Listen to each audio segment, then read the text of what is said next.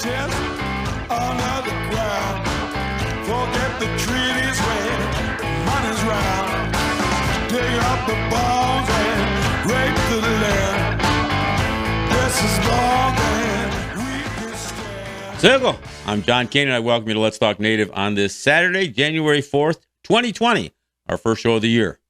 While this program may not provide a path to spiritual enlightenment, we do encourage and in some cases start conversations. We break the rules for Native radio here. We don't do prayers and we don't do buffalo speeches. We take on the tough.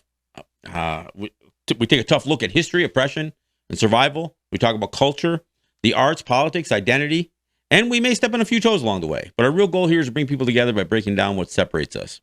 We will take on the false narratives and provide critical thinking to all that is heaped upon us, and we do it all right here from the Cattaraugus territory of the Seneca Nation.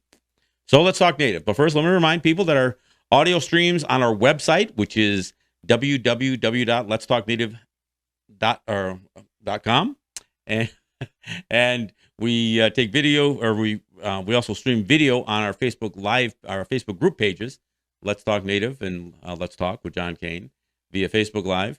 We take the audio and we put it up on SoundCloud for podcasts, and we take the video and we put it up on our YouTube channel, which is Let's Talk Native TV.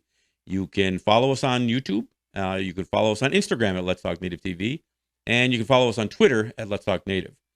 Let me get right into it. Well, Happy New Year, I guess. According to the calendar year, the calendar, I guess, we've started a new year. This is the first show of 2020, as per that calendar.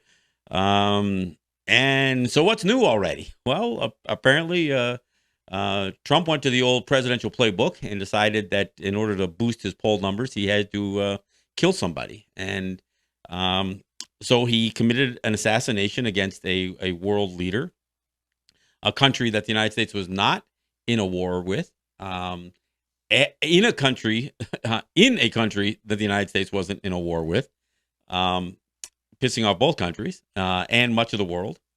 And so what does it all mean? Well, beyond the potential for escalation and global conflict, which I'm always concerned about. I'm always concerned because it's always the United States being an aggressor against, more often than not, people of color.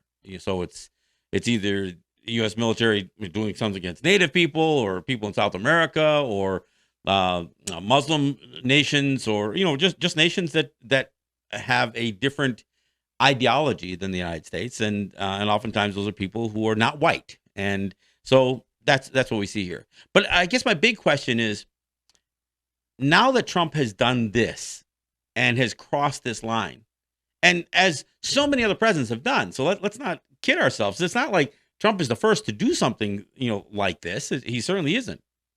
But when do we as parents, as grandparents, as not just as Native people, frankly, as people in general, when do we say, look, we can't let our kids be a part of this U.S. war machine anymore. We can't let our children be pawns at the disposal of a guy like Donald Trump. I mean, when do we draw the line? When do we stop? Because look, I started seeing all these posts on Facebook over the last couple of days, and it's like, oh, dear Iran, it wasn't us, or we're not a part of this, and they don't like us either. And this is coming from Native people. It's coming from people of color. But you know what? Native people will, on the other hand, will boast about enlisting at the highest rate. I mean, we always hear this. We always hear that, Native people enlist at the highest rate of any other group of people in the United States. Well, we can't boast about that and then say, we're not a part of this global aggression.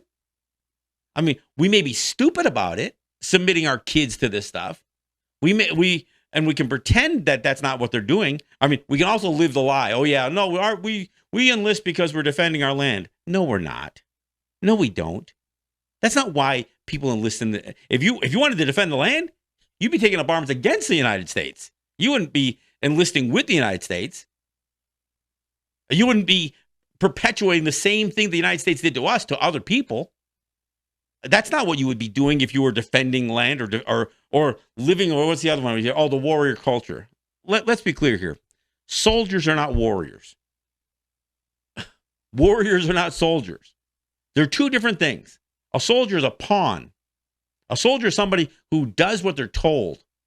They're told who the enemy is. A warrior's job, at least Lord Scott again, the warrior as it's defined by us. Our job is to preserve peace, and that's the burden that we have. We have the burden of maintaining peace, and sometimes we have to maintain that peace with force. But we make the decision to do that. We aren't. This isn't dictated to us with this ridiculous hierarchy that that is the military culture.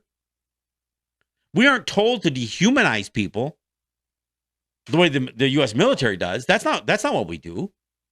So let's be clear: a so-called warrior culture and army culture are two different cultures altogether.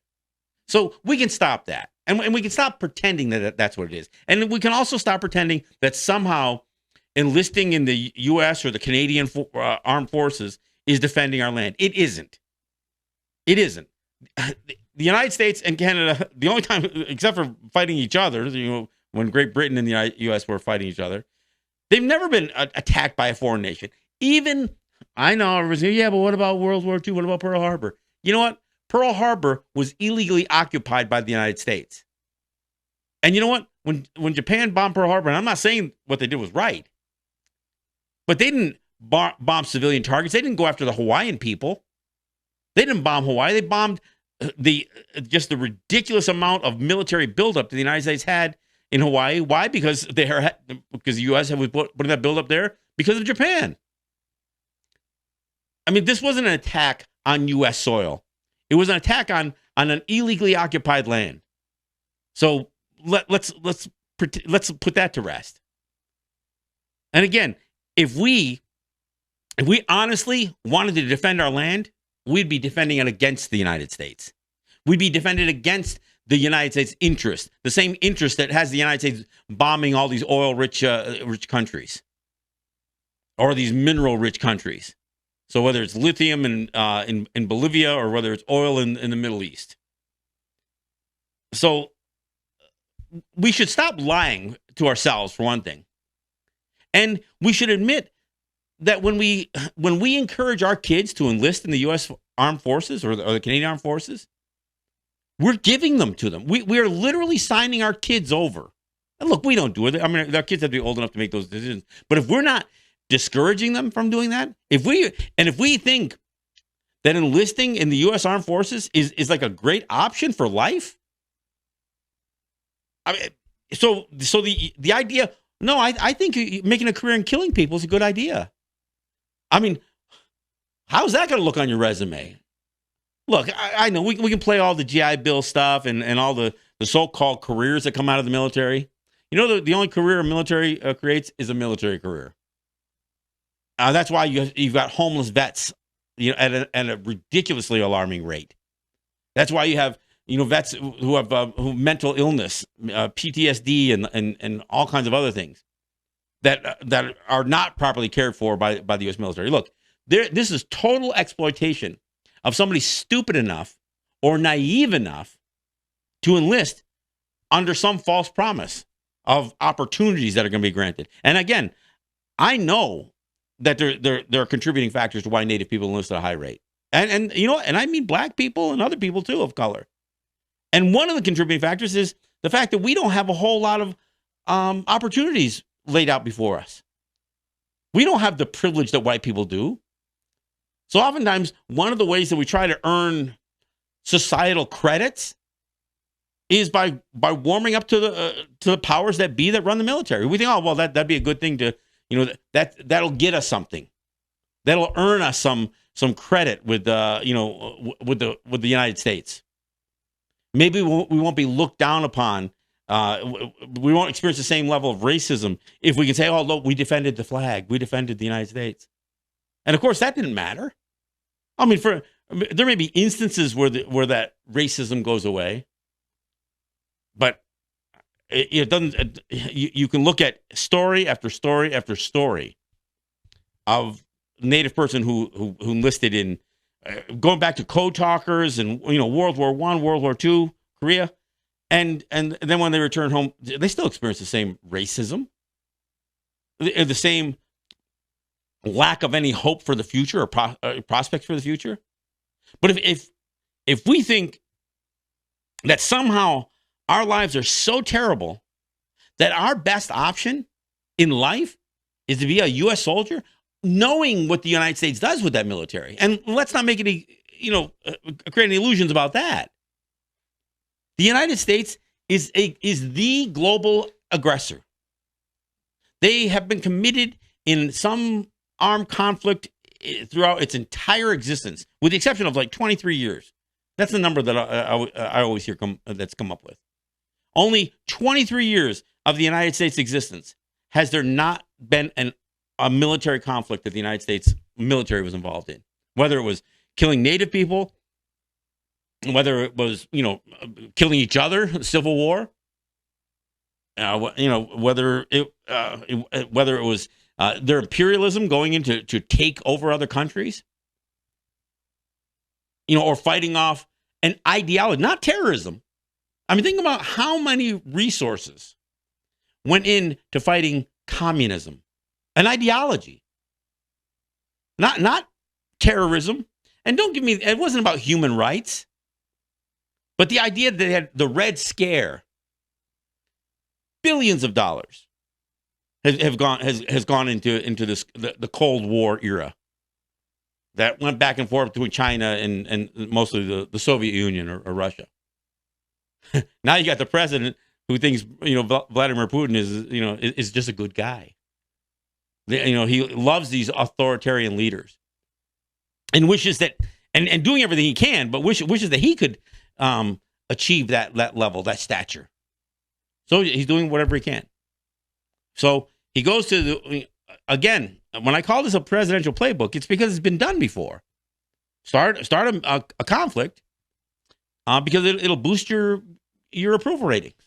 And what better time for Trump to do it in the midst of being impeached, and of course dogged by all of this, the morality questions and the character problems that he has, and heading into look, we're in 2020. This is the election season. An election at the end of this year. So start a conflict and try to gain approval. Show that you're tough. Show that you're defending. And that's the crazy part. That's the other myth. Show them that you're going to defend the American way. You know what? This kind of aggression in a country like Iraq or Iran or any place else has nothing to do with promoting some sort of American freedom or characteristics. It isn't. It isn't about defending anything. It's about being on the offense. I mean, killing this general, this Iranian general, was an assassination, and done in the most cowardly way possible with a drone strike.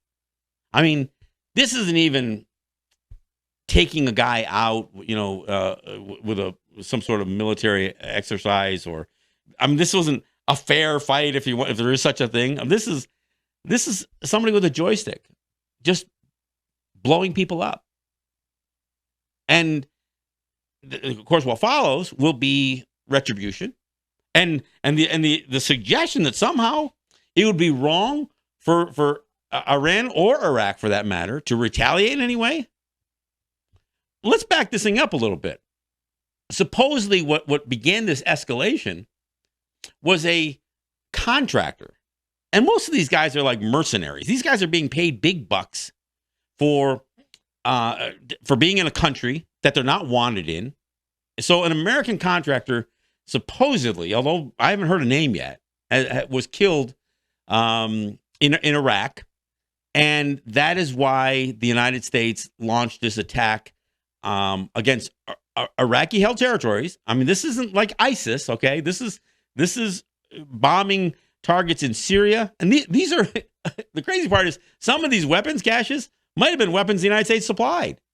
I don't know for sure, but killed I don't know 10, 20, 30 people. I guess I don't know if the number's even clear yet.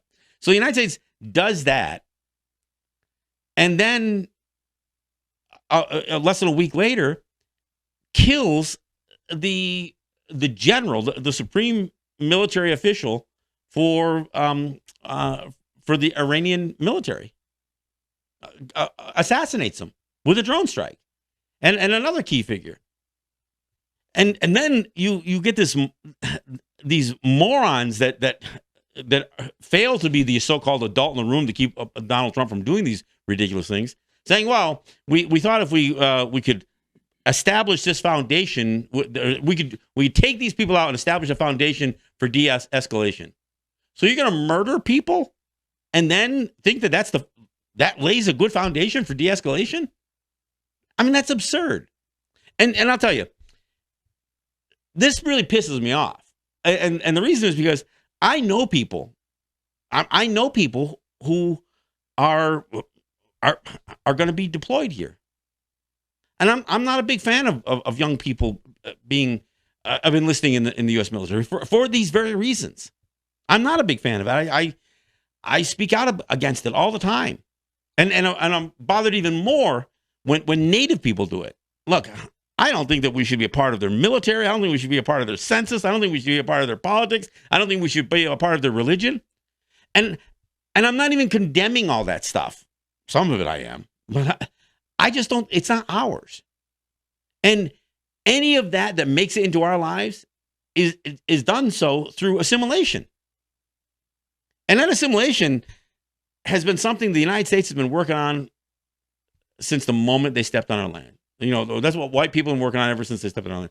You know, killing us or assimilating us.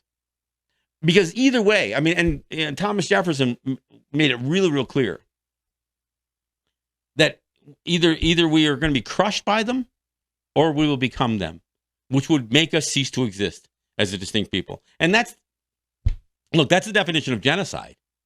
So anybody thinks that somehow assimilation is kind or gentle or, you know, it's giving us something. Look, I know plenty of Native people who take all that stuff, you know, as much as they can get.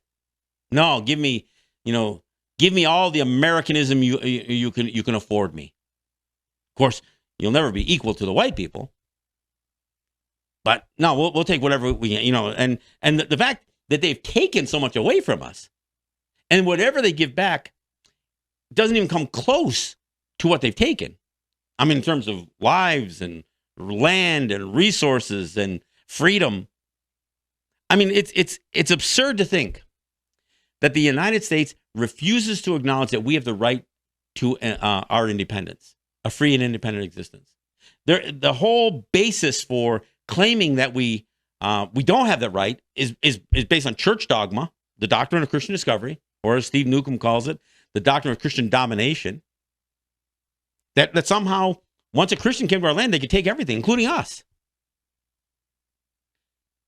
So to see a country that wants to talk about freedom and their bills of rights and that kind of stuff, I mean, come on.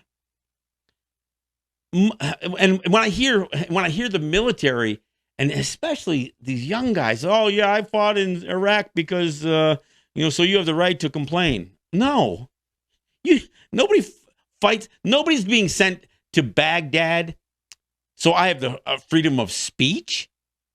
Are you kidding me? Can we stop that now? Can we at least agree that that's ridiculous? That's absurd. How is committing murder, an assassination of a foreign leader, how does that create freedom? For who? In case you didn't notice, hundreds of thousands of people have been spilling out into the streets of Iraq, not even just Iran, but Iraq. Yeah, you know, the country the United States was supposed to win the hearts and minds of by getting rid of Saddam Hussein. Hundreds of thousands of people have died because of what the United States, because of a false war, a war that was built on a whole false premise. Remember the whole weapons of mass destruction that didn't exist? Well, if you think that was a load of bullshit, then let's listen to what Donald Trump is suggesting as the reason for killing this guy. Oh, it was an imminent threat. Well, and then when you ask, well, what are the details of that imminent threat? Well, there are no details. There was no imminent threat. They said, well, he was traveling between, Iran and Iraq. So that's an imminent threat? They had no intelligence that suggested that there was some sort of imminent threat to Americans. Look, there's always a threat if you're in a hostile region. So whether you're a one of these private contractors, which is code word for or euphemism for being a paid mercenary, and you know who they're being paid by? By the United States. So when the United States doesn't claims, well, we're going to reduce troops on the ground, they'll spend billions of dollars for these Blackwater types, for these private contractors go in, and these guys, they aren't even bound by the same, if there is such a thing as a code of conduct. They've committed murder. They've raped people. They've done all kinds of terrible things. I mean, so is the U.S. military. So this one, I mean, it doesn't matter that it was a drone strike. I mean, the person responsible for it is Donald Trump. And who's going to ultimately pay for it? Well, I mean, there are still going to be Americans. I mean, every American, frankly, I don't know why anybody from the U.S. Would want to find comfort in living in Iran or Iraq.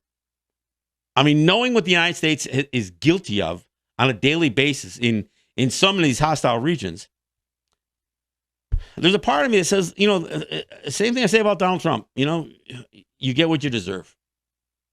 And, so look, if you get arrested by an Iranian authorities and get charged with spying or whatever else, look, I don't blame them for not trusting. I don't trust the United States either. I don't trust them one bit. And so, I mean, if you find yourself in a hostile situation, well, you're there as an American, a hostile invader. You are essentially there almost as an occupying force. So I don't blame people for treating Americans badly in some of these places. You have no rights there. You have no privileges to be there. And the fact that the president of the United States is going to suggest that he's going to murder more people if anything happens to an American. I mean, he even tried to tie some loaded threat to the Iranian hostage issue back during the Carter and Reagan administrations.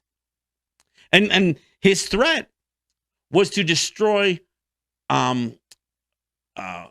points that are places of cultural significance to the Iranians.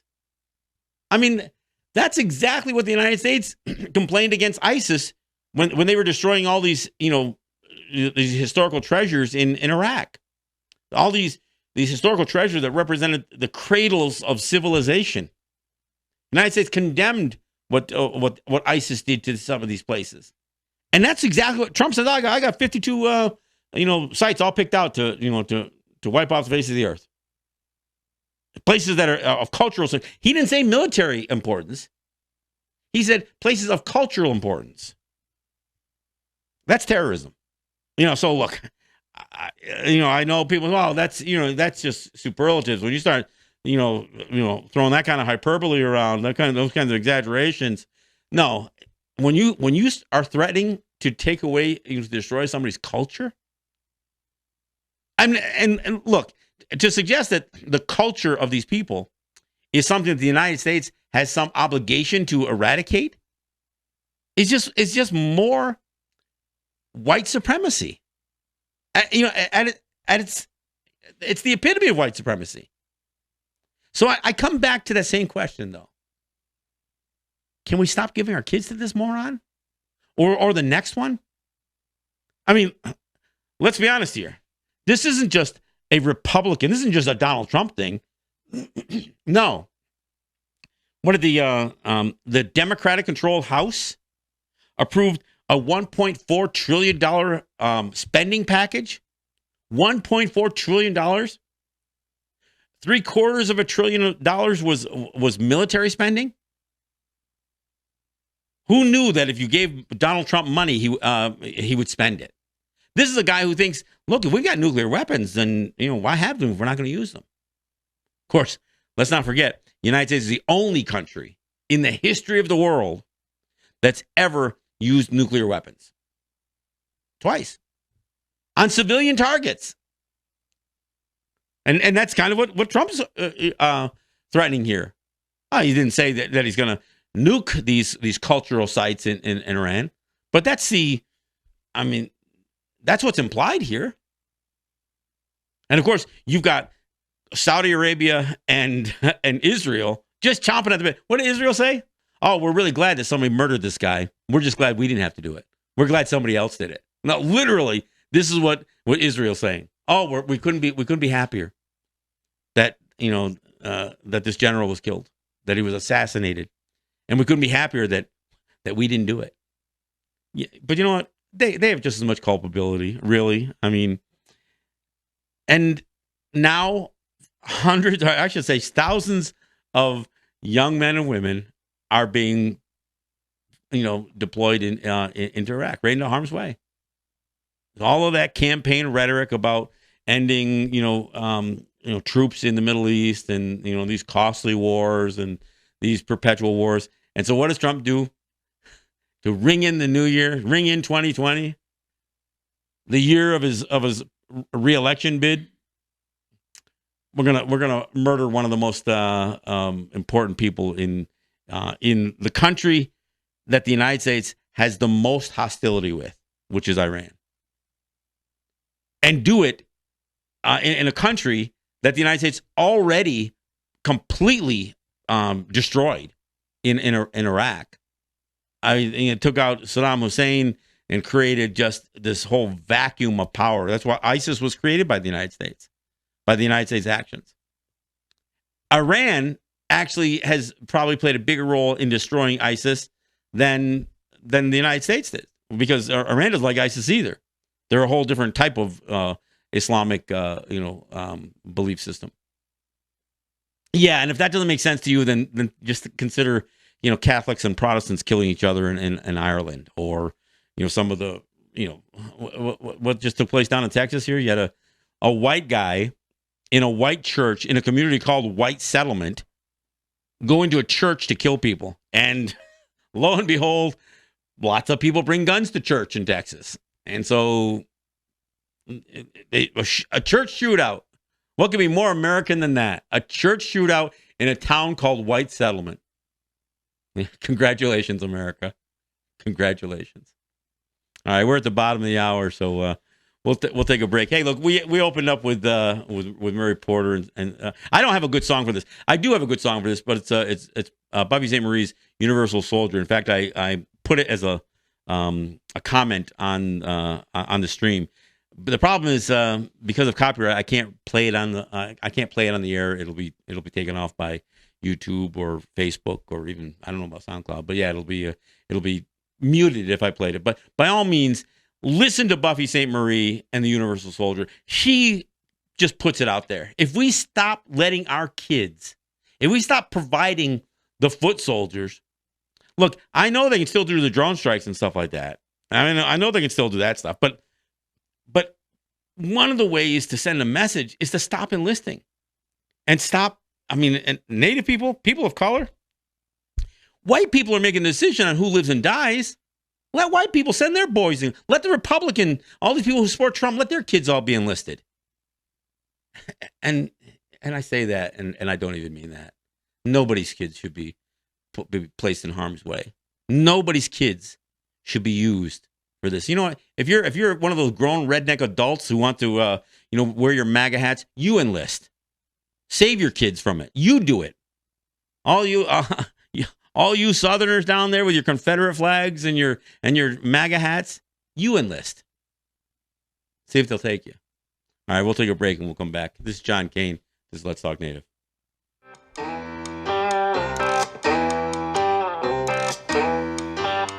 Well, someday I'll never learn. Someday I'll never learn. Well, I lit the fires and I'm the one that got burned.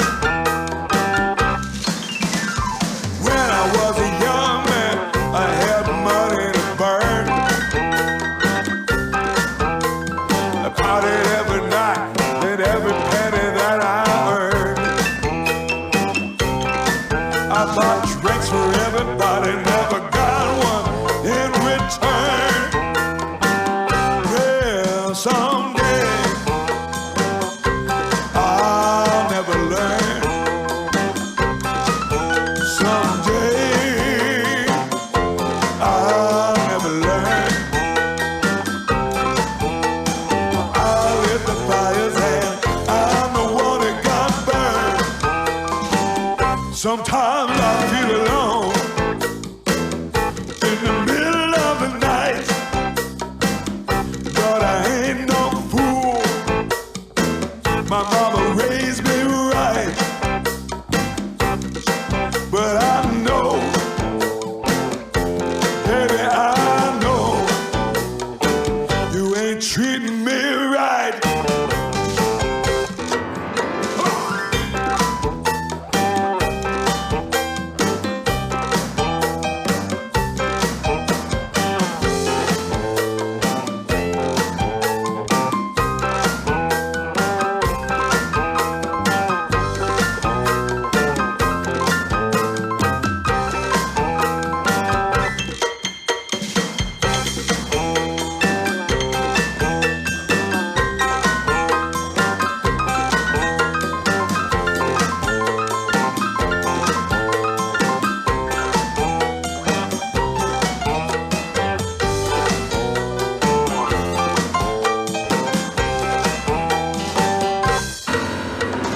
Found me a woman, but my love she spurned.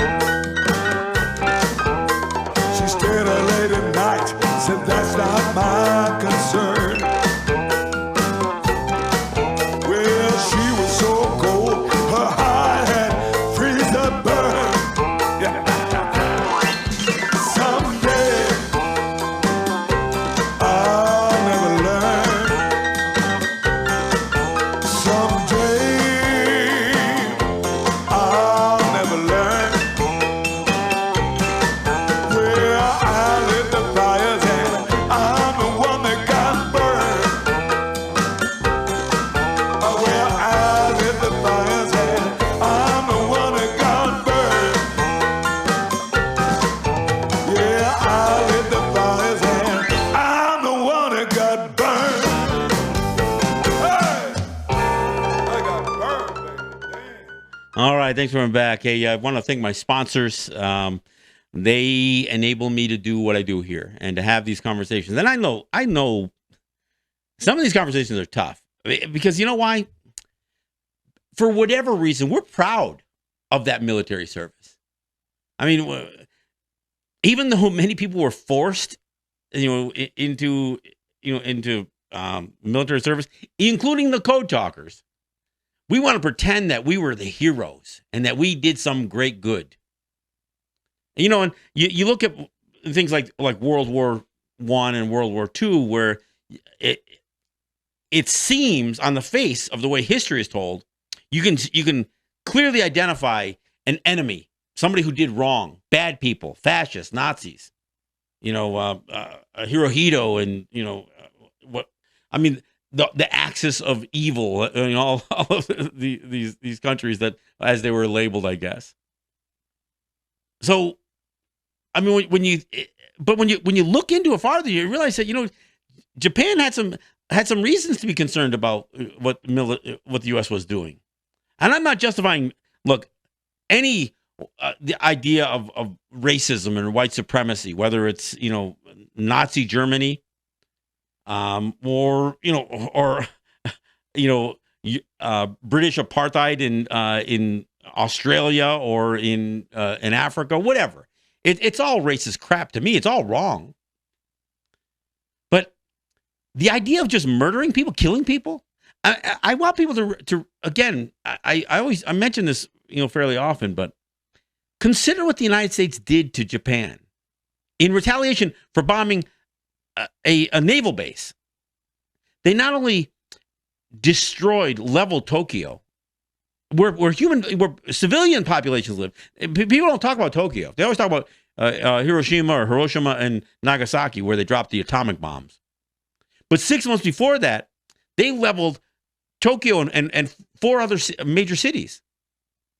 Civilian targets in one of the most massive combined airstrikes in the history of regular incendiary bombs. I mean, not nuclear weapons, but just the level of bombing that took place I think it was in March, or I want to say it was in March. Off the top of my head, I can't remember, but I think it was in March of 1945.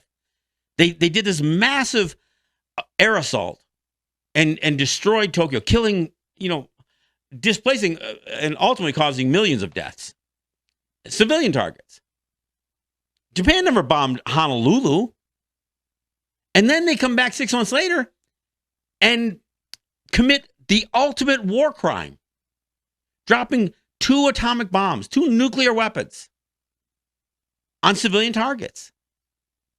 And when they come out of World War II and they come up with these Nuremberg trials and they define what is a war crime, they leave the United States completely out of it. So I know, as you know, the veterans of World War II, the few that are left, are really proud of their service and that kind of stuff. But there's some ugly parts of this thing. And the United States wasn't the good guy, wasn't always the good guy in this thing. And they haven't been since either, including, Vietnam and Korea and, all of the violence in the Middle East and other places. But I know people are proud of that service. And I think we have to rethink about how we're used. Dwight Eisenhower, I think he was a 5-star general before he was elected president. He warned a Republican, a military man. He warned about the military-industrial complex, and invented the phrase, I guess. But he warned about that, and yet nobody heeds the warning.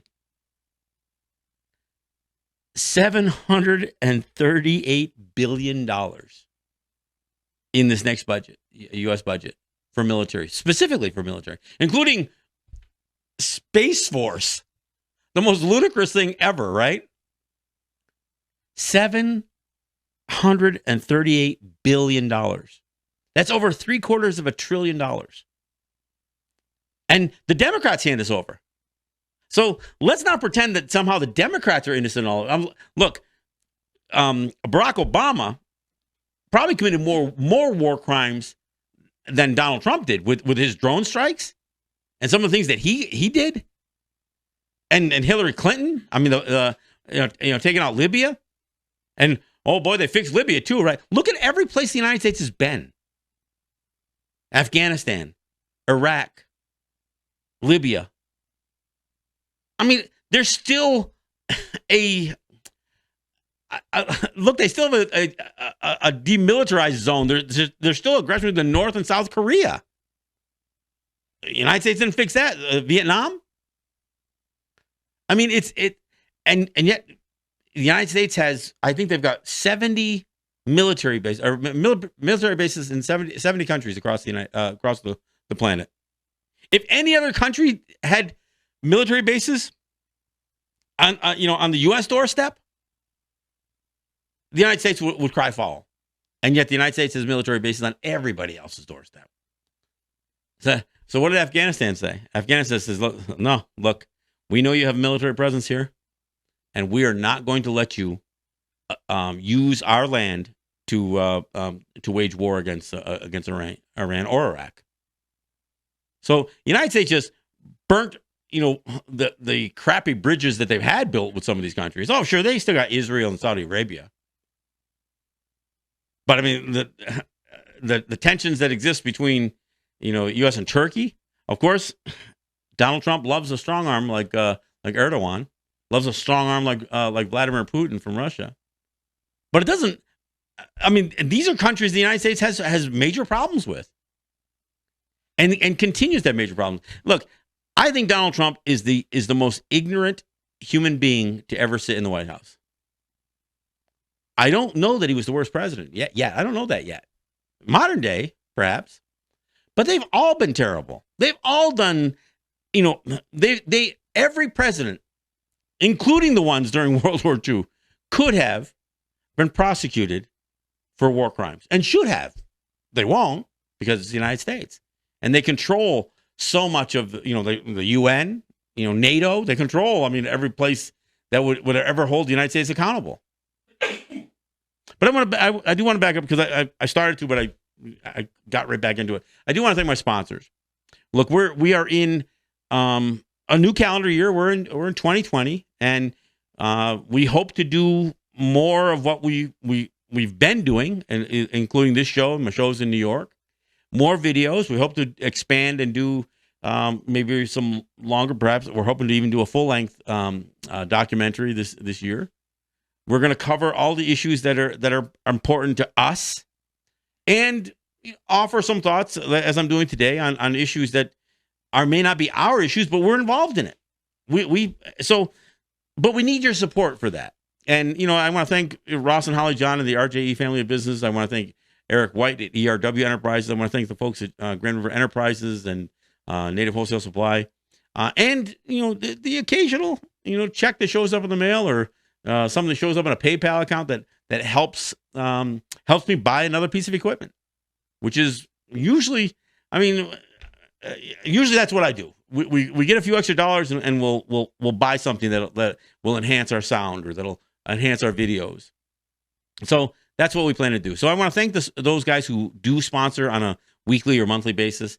And I want to thank those of you who send some contributions to what we do here, just on occasion. I want to thank all of you. We could use more. So if you know anybody who, look, if you want to stand up to oppression, one of the ways to do it is to support those voices that are out there speaking against it. And by having the conversations that we have here, we hope that these conversations will continue, and that conversations will lead to action. That's the hope. So I want to thank all of you who support the work that I'm doing. I want to thank those of you who share the shows, whether you're sharing the Facebook live stream across Facebook, whether you're sharing the podcasts or the YouTube videos. I want to thank you guys all for that. And I also want to thank you guys for contributing. I see a lot of comments. I can't check them out while I'm doing the show, but I try to check them out immediately or during the break. I see a lot of people commenting, a lot more people getting involved in the show, in the live stream. And of course, afterwards, there's usually a conversation. And I try to use not only the live stream, but Facebook and Twitter, and I'm getting into the Instagram thing a little bit more, but try to use those platforms to, again, provoke thought, to offer a little critical thought to some of what is being spoon-fed to us. And the reason, or the whole reason for doing it is to encourage the conversation. So I want to thank all of you. But yeah, it's this situation. And the moment the escalation began, it was easy to identify this because presidents in the past have done this.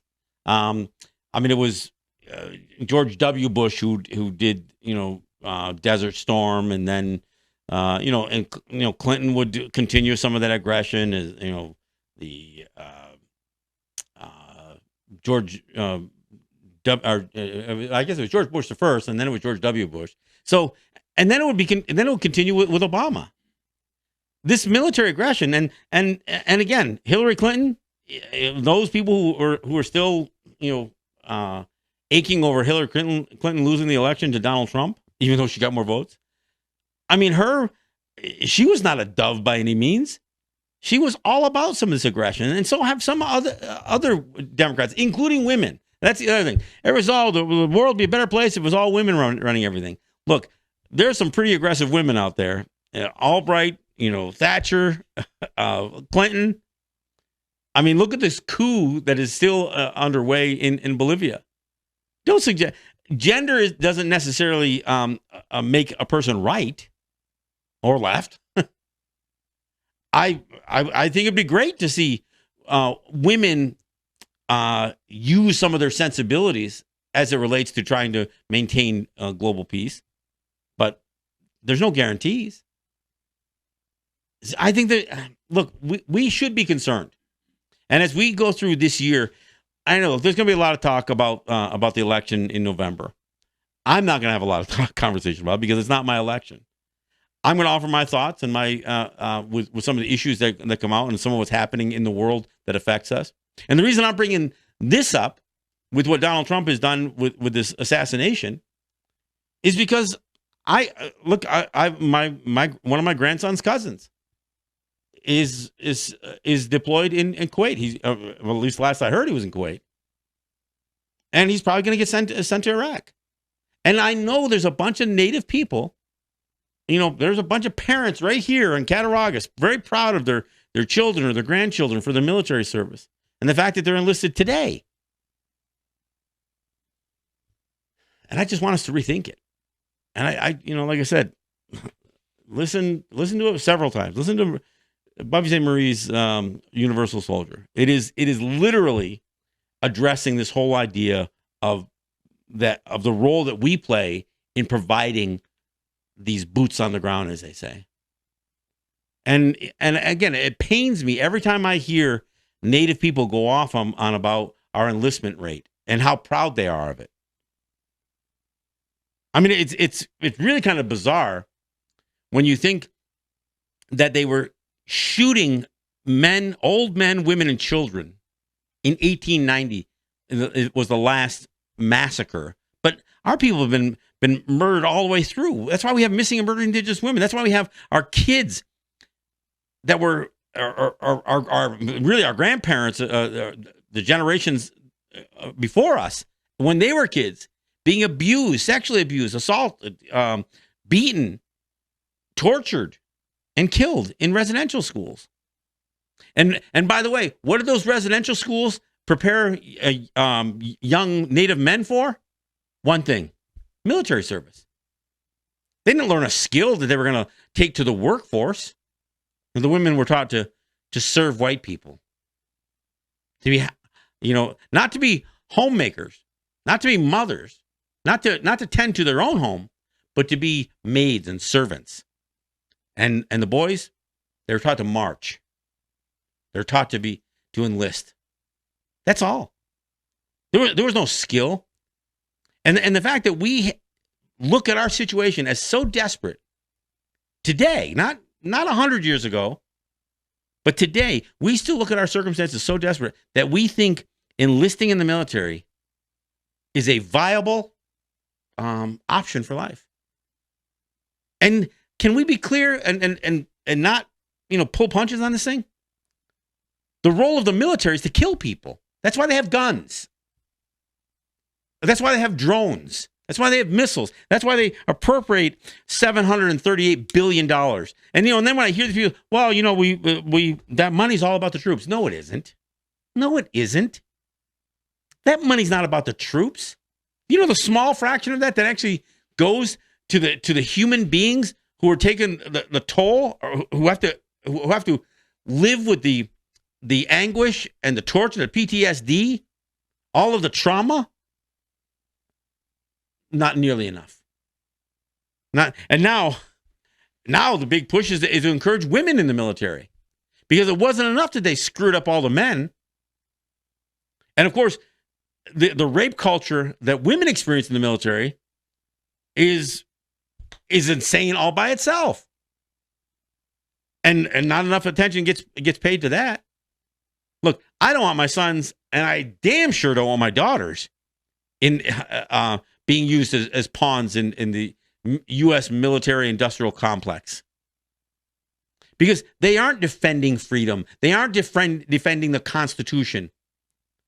They're not even defending American interests. They're defending the interests of a few individuals. In this situation, the guy who's sitting in the White House, Trump. He doesn't care. He didn't even know who this guy was a year ago. He didn't. So for him or even half the morons that remain in his cabinet, most of them never even supported the idea of committing this kind of assassination. They aren't going to come out and say it publicly. But many of the previous cabinet members have. I mean, it's not like this guy is hiding. This isn't Osama bin Laden on the run. These guys are prominent political and military figures in a sovereign nation. Well, until the United States assassinates them. We don't know what's going to play out over the next several months. And, if Donald Trump gets his wish, then, there'll be some retaliation from Iran, and Americans will just jump right up alongside Donald Trump. Oh, see how they are? Ignore the fact that the United States has been committing, murder against these people who are not even enemies of the United States necessarily. And again, some of this all goes back to one private contractor who was killed. One mercenary, high-priced mercenary, probably funded by the United States. And who knows? They haven't released any details on on his death. But that's what all of this escalation, including the bombing that took place a little over a week ago of several targets, and now the assassination of the second most significant person in Iranian leadership. Man. And like I said, I know some folks who are probably going to find themselves shipped to Iraq. And the sad part is, you become, as much as Native people become indoctrinated, because of the assimilation policies of the United States. Probably the worst indoctrination that anybody ever goes through is in the military, because the first thing you have to be taught is to dehumanize the enemy. First, you gotta. Somebody's going to tell you who the enemy is. They're going to tell you to hate them, and they're going to tell you to ignore their humanity, that they deserve to die, and that your job, when given the order, is to see to it that they do. And of course, in pure blundering American fashion, you have friendly fire incidences where people are dying, including the football player. Can't even remember his name off the top of my head. Football player who got all gung-ho after 9/11, joined the military, left a promising NFL career. Yeah, Tillman, that's right. Yep, Tillman, and was killed by his own men. I mean, and they won't even come clean on that. It took a long time for that information to come out. There's part of this, this whistleblower stuff, including Julian Assange, and who's the other one who released the information? Snowden, and the other one who was transgender. Oh yeah. So you have, part of what some of these people were releasing was some of the hidden information about some of the deaths that took place that were covered up or completely, mischaracterized, including, strikes. I mean, there was a Canadian battalion that got wiped out by the United States. Oh, sorry about that. Sorry. And, and the thing is, as much as, the biggest concern that many people around here are going to be American lives, there are countless innocent people being killed in these drone strikes, in all of this stuff. I mean, when they say they hit a target, they don't talk about the collateral damage. How many children got killed? How many children were killed by Barack Obama? Is there a number? Does anybody care? And I'm not saying he's the worst, but drone strikes was his thing, and they continue to be Trump's thing. He committed this murder, this assassination. Wasn't done by a sniper. This was done by rockets from a drone. But at the end of the day, when Iran or Iraq or anybody else retaliates, they're going to find, even if they don't find Americans to retaliate against, they'll probably be innocent people. If there is such a thing as an innocent person in these areas, but they'll probably find innocent people or allies of the United States. They'll take it out on somebody else. So as far as they're concerned, the blood will still be on the United States' hands, and some of that blood's going to be, it's going to be people who signed up to be in the military because they didn't have anything else to do. They had no other options back home because the economy sucks. Oh yeah, Oh, that Wall Street took a big hit right after after this Iranian attack. 300 points went down. It went right back up again. I'm still down. But you know what? Rich people don't get hurt by this stuff. Rich people don't have to strap on a uniform. They don't have to jump out of airplanes or helicopters. No. Poor people do. And, look, and it pains me when I think about, guys like Muhammad Ali, who put so much out on the line to say, look, I'm not going to, you're not going to get this black man to go kill the yellow man for the white man who took land from the red man. I mean, that's paraphrasing one of his lines. He knew how much, how much black people were being exploited by the military. Our people still won't own it. They won't own that exploitation. We still want to be proud. And then we're going to post some crap on Facebook that says, oh, dear Iran, it wasn't us. We weren't a part of that. They don't like us either. Yeah, they don't like us, all right, but we still send our kids into their military. At some point, folks, we've got to take a stand. Well, I did my final comment. I tried to post a poll on Facebook, and I was trying to break down what I've talked about in previous shows about the 5 areas that I think are really a potential crisis. Global conflict being one of them.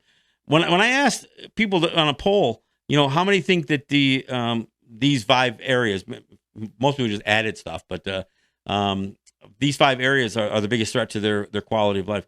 Global conflict barely even registered. Most people could care less. Even though almost everybody knows somebody who's in the military or who may be going into the military, it doesn't affect their quality of life. And and they're probably right. But many people put climate change, and I think that's a fairly good answer. Hardly anybody put economic collapse though, and I found that interesting because I tell you, the ATM stop working tomorrow. Everybody, including myself, we'd all lose our minds because we'd have no access to the currency that we feed ourselves with. That is probably the most dangerous thing. And rich people just keep getting richer. And rich people will be the ones who will pull the plug on those ATM machines. They'll be the ones who close the banks. Their money will still be available to them. But poor people will suffer. So look, this was an important issue. I mean, it's not exactly Happy New Year stuff. And it's really not what my show's about. So I do wish people a better 2020, but it doesn't look good. I'm sorry, folks. It just doesn't look good. We're gonna be mired in the political nonsense of an election that's already a debacle. I mean, it's already ridiculous. And now this military conflict, and that's going to be this is all politics too. And of course, we still got climate change issues. We still have the growing tensions. When I hear white Southerners saying, well, if Donald Trump's taken out of office, there's going to be a civil war. Well, I don't really believe that. But I mean, obviously, you would think that Donald Trump won't be reelected, but I don't know. I don't have a whole lot of faith in the left any more than I do the right. And that's why I can look at both the left and the right and realize there's plenty of wrong on both sides. So we'll see. Got a show on Tuesday, and then I'm heading back to New York on Thursday. So catch my show in New York. That is a talkback show, which means that you can call me. You can call us in studio, and we take a full hour of your calls. It's a 2-hour show that's Thursdays on WBAI 99.5 on the FM dial. We stream that show on Facebook as well, so you can watch the show and you can dial in and talk to us. And it'd be great to hear from some folks back here from my Let's Talk Native listening audience. But again, Tuesday right back here, and then Thursday in New York City. So we'll see you. This is John Kane. This is Let's Talk Native.